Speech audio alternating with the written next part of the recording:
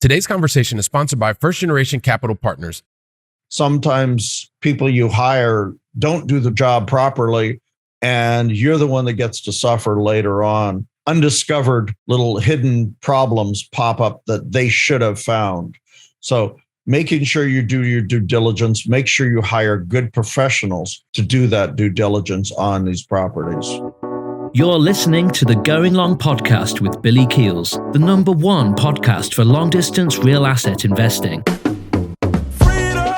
Welcome to the Going Long podcast. We're back once again to continue to help to educate you so you feel much more comfortable as well as confident investing behind your backyard. And yep, I'm your host, Billy Keels, and we're back once again for another engaging conversation with someone who's got loads of experience, both in the professional world as well as in the investing world, in the asset, in the real asset world. So, but before I even get there, I want to just say thank you so much to everybody who continues to share, to tag, to post every single one of the Going Long podcast episodes, doing that across LinkedIn, doing that across Instagram. Really, really appreciate that. And if you also were looking to leave your first honest written review as well as rating, you can go ahead and do that. We even have a nice little video for you to follow. And then also too, if you ever want to check out any of the over 300 plus episodes, you can just go to firstgencp.com/podcast and find out every single one of those there. So let me get to today's conversation. Today's conversation, especially if you are someone who is in the IT world, that you have a very technical background, and you're also at the same time, you enjoy what you're doing and you're trying to figure out, hey, listen, what are some other things that I can do to create new options for life and for your family? Today's conversation you're really going to enjoy, because not only did today's guest, he started out even working in city government, got into IT, and then from IT has continued to do a number of other things. We're going to get to the conversation that I have with Jeff Greenberg, who's the CEO of Synergetic Investment Group, and we're going to get to that just after this. So you know what? If you've ever wanted to understand how experience and focus can give you the synergies you need to win in the long distance investing game, then guess what? Today's a conversation you're going to want to listen to until the very last word. You know why? Because today's guest not only had started his early working career with city government, and maybe he'll tell us a little bit about that, or maybe he won't, who knows? He also spent about 2 decades as a network engineer. And then in 2007, he decided to focus on his own company, where he founded one of his first companies in the real estate investment group. I think he's going to tell us a little bit more about that. But then today, it gives me great pleasure to welcome the CEO of Synergetic Investment Group, Mr. Jeff Greenberg. Jeff, welcome to the show, man. Well, thank you very much. This is going to be great. I'm excited to be here. Hey, man, I'm really, really looking forward to it. I've appreciated being able to speak to you before, and we've had conversations in the past as well. So really looking forward to you sharing your experience with the entire Going Long family. So if you'd like, Jeff, I'd like for us to go ahead and get started in the conversation. And it's really to help us understand, where is it that you call home? I'm in Southern California, just outside of LA. Fortunately, outside of LA. I grew up in LA. But I'm in a small community about 45 minutes out of Los Angeles, California, in case anyone was not familiar with the area. I was just getting ready to make sure that everybody knows the left coast out there in CA, so out in California, in Southern California. Mm-hmm. Really, really appreciate that. Jeff, share something with us positive. Talk to us about, what's the most positive thing that's happened to or for you in the last 24 hours? Well, in the last 24 hours, well, first of all, I'm in the middle of a raise for a big project. And suddenly an investor that I hadn't talked to in quite some time sent me an email and says, hey, I'm interested, and here's a few questions. And this was just kind of out of the blue. And so I was able to answer his questions, and hopefully we'll be moving on, that he'll be investing with us. Well, fantastic. I'm glad you got a chance to get that and sharing that with us today. And so that's a positive thing that's happened for you, to you in the last 24 hours. So really appreciate that. And here's the thing, Jeff, most of the Going Long family already knows this about me, but I am a recovering perfectionist, which means that I try to do things that are sometimes impossible to do, like try to tell your entire backstory in 1.5 seconds, I think is probably what it took me, or maybe 2.5 seconds. So what I'd love for you to do is share your backstory and share that in your own words. And if you could also maybe talk about some of the major decisions that you've made to get to this point in your journey, Jeff, I'd really appreciate it. in about 2 seconds, right? No. So here's the thing. I'm the host. So I've got to do that kind of fast. You're our guest. We want to learn more about you and what you've done. So you take the time that you need. Okay. Well, I come from an IT background. So I used to work with a pretty major global company that we kept them functioning by handling their infrastructure and their IT work. So I did that for about 20 years, 2 decades, as you said. But going through a divorce, realized that my retirement was going to be limited. My house was going to be given to my ex-wife, and decided that I needed something else. And that's when I started studying real estate. This was about 2005. I started studying real estate, but that wasn't a great time to be buying single family homes in that market. It was a little crazy at that time. And then I got into commercial real estate about 2007, started learning about dealing with the commercial side of real estate. And so that was kind of my start, just doing a lot of reading, a lot of studying, a lot of going to a lot of events to learn about the commercial real estate. There was not a lot of podcasts back then. There were very few podcasts. And so a lot of it had to come from books or just talking to people, meeting people, learning the business. So you mentioned like being in an IT company. And so we've got a lot of people that are also IT people because I come from an IT background. You had life circumstance happen to you. And then you said that you started education around real estate. Now, I'm just curious how you made the jump from kind of what was happening to you in your life situation that because you could have selected a lot of different things, right? What was it about real estate that actually got your attention? And that's where you decided to focus your time and energy, was really learning more about real estate versus, I don't know, paper assets or something like that. Well, it was actually on a hike with a friend. We were hiking and he goes and says, "Oh, I'm getting into real estate." And at that time, I had no clue about anything to do with real estate except for maybe buying a house, fixing it up, and holding it and renting it out and doing renting single family homes. That was really all I knew. I didn't know who owned these big buildings. I didn't know who owned the apartment complexes, but we started doing that. He was looking at short sales, which is, buying underwater properties. I was looking at bank-owned properties, and I was going to the banks to try to buy some of these properties that they had already foreclosed on. And it was a difficult time because the banks were getting tons of foreclosures that they didn't know what to do with. And they were very slow about releasing them. And the prices were going down. It was just a bad time to be trying to do that aspect of real estate. But I did bump into somebody that was training people how to get commercial real estate.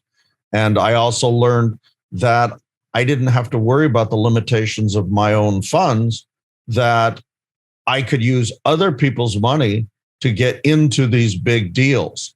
And that excited me because I was limited on what I had in the way of funds.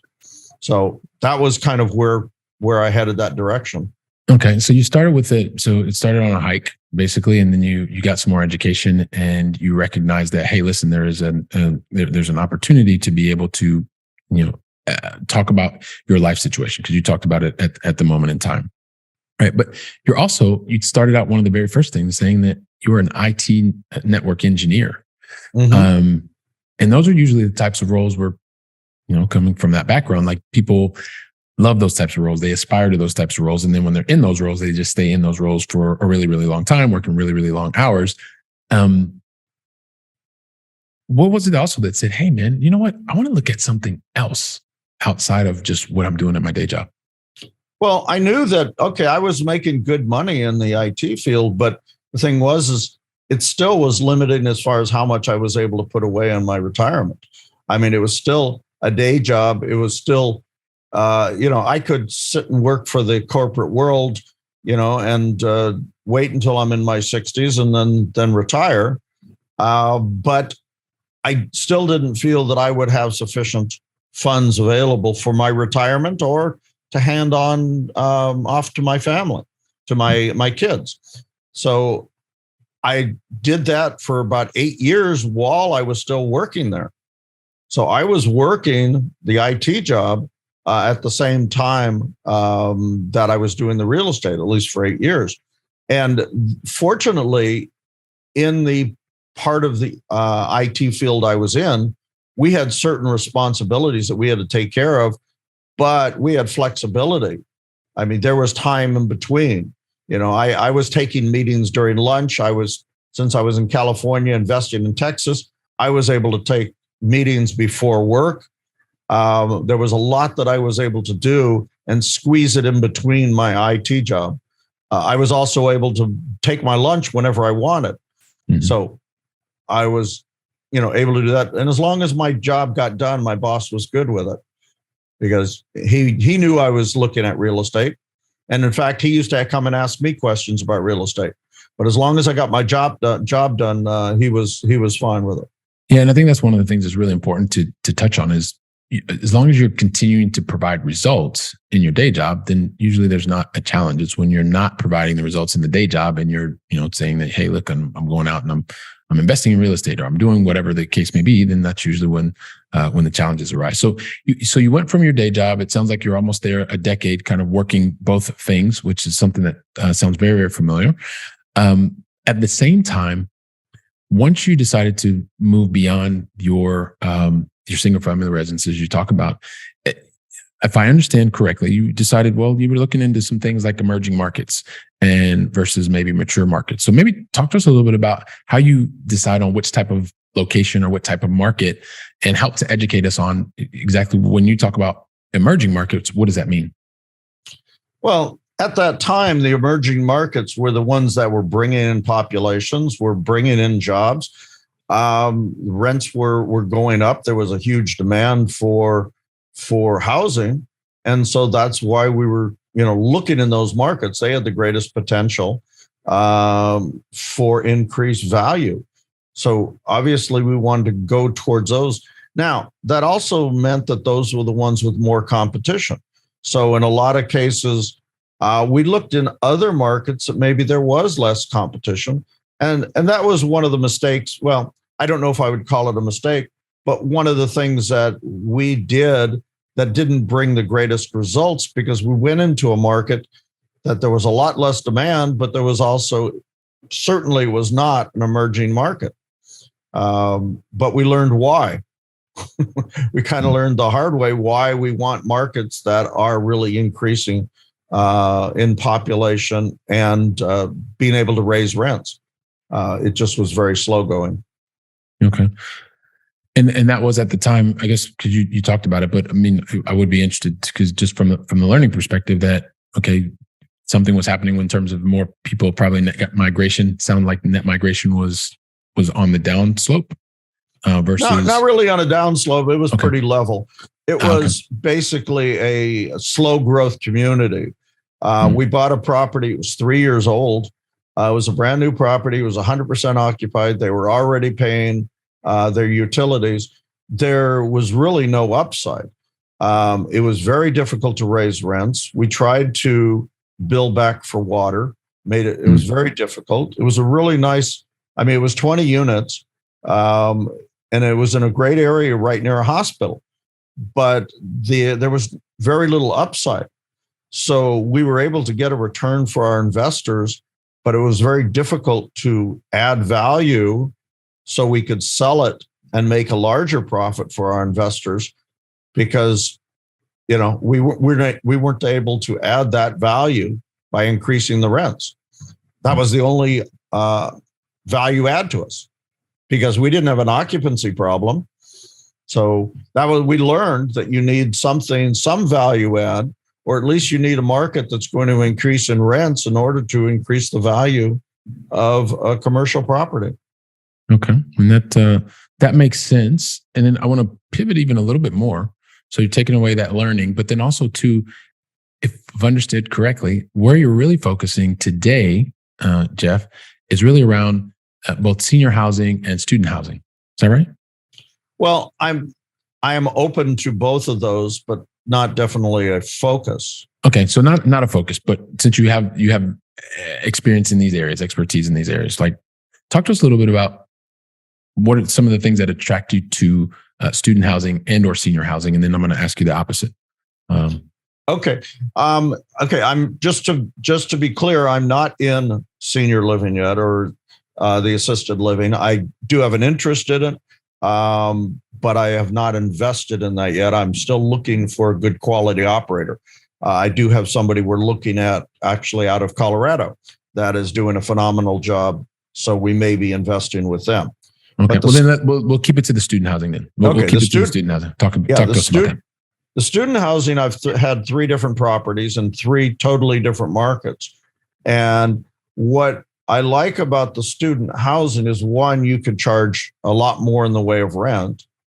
And as long as you get good property management that understands student housing, it could be very lucrative. But it just depends on the particular market and also working with management. There's a lot of good things about student housing. It's just, it is a little bit more volatile. Okay.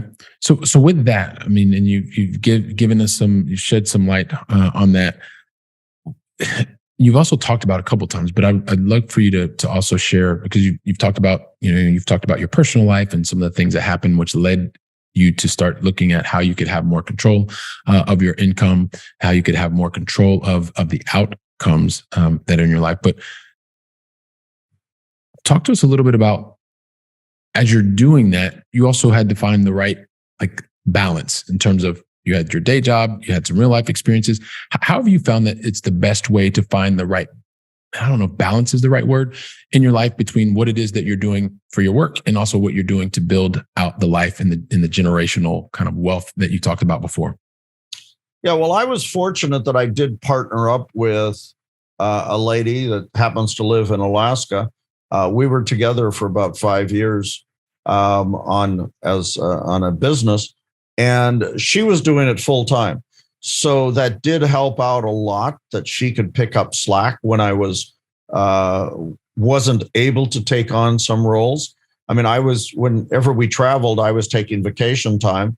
So, I was limited on how much traveling I was able to do as opposed to what she could do. So that was probably the biggest thing, is having somebody that, we could work, all kinds of hours together, but she did have a little more freedom of time than I had.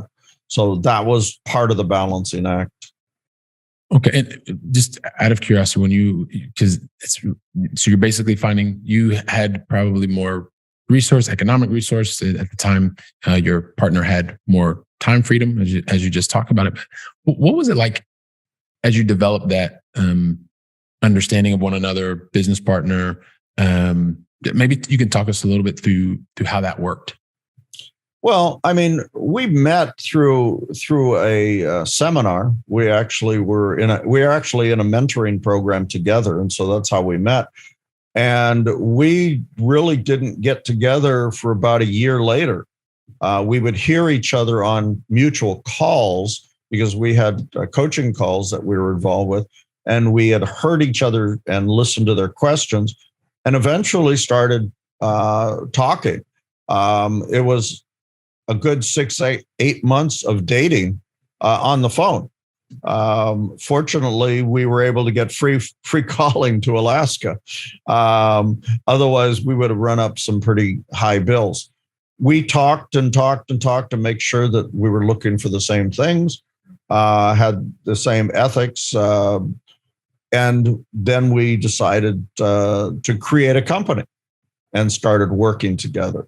So, yeah, it took a long time before we actually worked together. And then we stayed together for about 5 years and then went different directions. Okay. Well, it's the foundational piece, and then being able to gain that experience and moving into, where you are today. So maybe talk to us a little bit before, because we kind of got to get ready and get into the going long final three, Jeff. But I would like for you to talk to us about more about Synergetic Investment Group, where your focus is, and how you're helping people today, because that's one of the things you mentioned earlier. Yeah, the main thing is over the 12 years that I was doing syndications, the operation end of it wasn't my favorite. Now, during the 5 years that I was with the lady, she was great at that. She was great at asset management. I was bigger picture. And when we broke up, then I worked with other people, and then realized that the operation end of it is not my favorite thing. I did a lot of analysis, coming from IT. So underwriting, I did a lot of it, and I did a lot of broker relations and all that good stuff. But that really wasn't the most interesting to me. I found that working with investors was what I liked best, that I enjoyed educating investors. I also come from an education background, worked for private school before my IT career, but I enjoyed that part of it. And so I decided, I'd like to go that direction. Then I met another lady, just so happens I brought her in on my GP team, that was phenomenal at the asset management part of it and the operation part of it. And once I saw how great she was, I said, look, I never want to do this again. The only thing I want to do is work with people like her. And so, I was going towards my fund as it was. So I created a fund, and so far I've invested twice with deals that she's running, because she does such a phenomenal job of the operation end of it. And so now I run a customizable fund. I actually have two. I have a 506B, where sophisticated investors can be in and accredited, and a 506C that only accredited can be in. And I invest in other people's deals with those funds. Investors have the option of deciding which deals they want to be in within the fund, which is very unique, where they only have to be in the deals that they want to be in. And what that does for me is it allows me to diversify across many different real estate types, as well as alternative investments. And investors could either decide they like that investment or they don't. And they're all within the same fund, and they get a K1 K1 for no matter how many deals they're in within the fund. So they get to self-diversify. And that's what I'm excited about now, is being able to educate people on diversification of their portfolio across all different asset types. And it could be all done within the fund. So that's what we're doing right now. Okay. Well, I appreciate you sharing that with us here, just to give us a little bit more of a flavor in terms of how you are serving others today. And you know what? Here's the thing, Jeff. As I mentioned to you before, we kind of got to get to the going along final three. But I never ask any of our guests, and today you're our special guest, until you tell me you're ready. So are you ready? I'm ready. I kind of knew you were going to say that. So as you chuckle.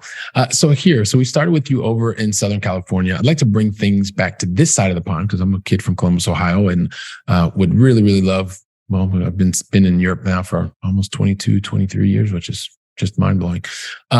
I would love for you to share with us, what is your favorite European city that you've either visited or still on your bucket list to visit, Jeff? Well, years ago, I went to Amsterdam, and I always loved that. I was stationed over in Germany in the military for a while, and every weekend that we had available, we would go to Amsterdam. So Amsterdam, I'd have to list as one of my favorites. Amsterdam is one of your favorites. You went almost every weekend. That's pretty interesting. Not every week. Every time we had a 3-day weekend, because it was a little bit of drive. We were near Frankfurt, Germany. Okay. So it was a little bit of a drive. Yeah. Okay. Yeah, no, it's a nice place. And yes, so appreciate that. And then here's the other thing. You maybe mentioned it before, and I'll just kind of ask you right directly. Whenever you are doing things, you're moving forward, you are learning, you are growing, and probably along the way, you probably made a mistake or two, or you had a learning opportunity. And I guess I don't really want you to focus on the learning opportunity or the mistake that was made, but it's really the lesson that you learned at whatever particular thing that you're thinking about. I would love for you to share with the Going Long family, what is the one lesson that you know that the Going Long family needs to hear today to be able to not make exactly the same step that you did, or have exactly the same learning opportunity that you did?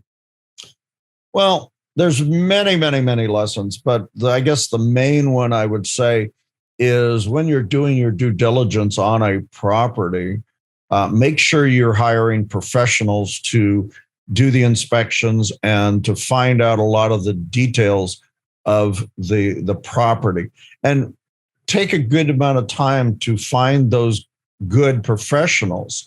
That sometimes people you hire don't do the job properly, and you're the one that gets to suffer later on when a lot of things, undiscovered little hidden problems pop up that they should have found. So making sure you do your due diligence, make sure you hire good professionals to do that due diligence on these properties. All right. Absolutely makes sense. So the due diligence on the properties. And you know what? This brings us to question number 3. And question number 3 is all about filling our minds with our brains with more knowledge. I would love for you to share with us, Jeff, what is one book that you would like to recommend to the Going Long family today? Well, the big question is where you are in your career. There's a lot of books out there.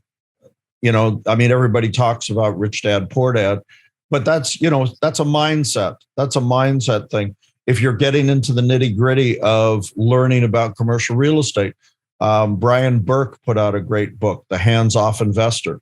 Fabulous book to give you a lot of details about this business. So I'll give you those 2. I think there's a lot of good information in those. You're an overachiever. So and if it's okay with you, we'll take The Hands-Off Investor by Brian Burke, which gives you into the nitty gritty. So Jeff, these conversations literally fly by, like every single time. Like I'm thinking, like from the very beginning, you were talking about working at a very large IT company. You were talking about sharing your personal life and having gone through divorce and some of the things that it made you think about, and also recognize like, hey, listen, there's some things that I also want to be doing, or some things that you wanted to be doing.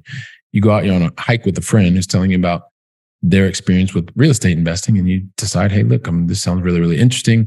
Sounds like it's something I can do more of. And you went from actually thinking about it to start to take action. You went from taking action on your smaller properties, and then you started to realize that you could build relationships with other people. You began to build relationships with others. And now today, you're at a point where you are also helping others through customizable funds to be able to help others. So here's the thing. Like, I know that I'm asking you the question, and everybody in the Going Long family is going, yeah, Billy, but just ask him the question. So here's what I'd love to ask you, Jeff. Can you help us understand what is the best way for the Going Long family to learn more about you, what it is that you're doing at Synergetic Investment Group, so we can get in touch? Well, they could go to my website, which is synergetic.ig.com, or they could write to me at jeff@synergetic.ig.com. And that's synergeticig.com. Perfect. And we will leave a little link so we can make it easy for those of you that are cooking dinner, or you're running on the treadmill, or maybe you're flying and you just don't have something to write things down. So don't worry about that. Jeff, listen, on behalf of the entire Going Long family, I wanted to say thank you so very much for deciding to invest your time with us. And thank you very much. Well, thank you. And I also do have a gift for your investors, a little ebook. If they go to sigcre.com/sponsor, these are questions to ask if you want to be a passive investor, or questions as an active investor that you should be able to answer when you're investing in real estate. All right. Sounds great. Fantastic. So really, really appreciate that, Jeff. And hey, listen, if you give me just a couple seconds, I just want to say thank you to the Going Long family, and we'll get you out of here. So listen, everybody, Jeff shared his story. He's giving you an opportunity to reach out to find out more about what it is he's doing. He's even giving you some really awesome questions to ask. So While you're doing that and you're sharing today's conversation with other friends and family, I'm going to be here preparing for the very next conversation. So until then, go out and make it a great day. And thank you very much.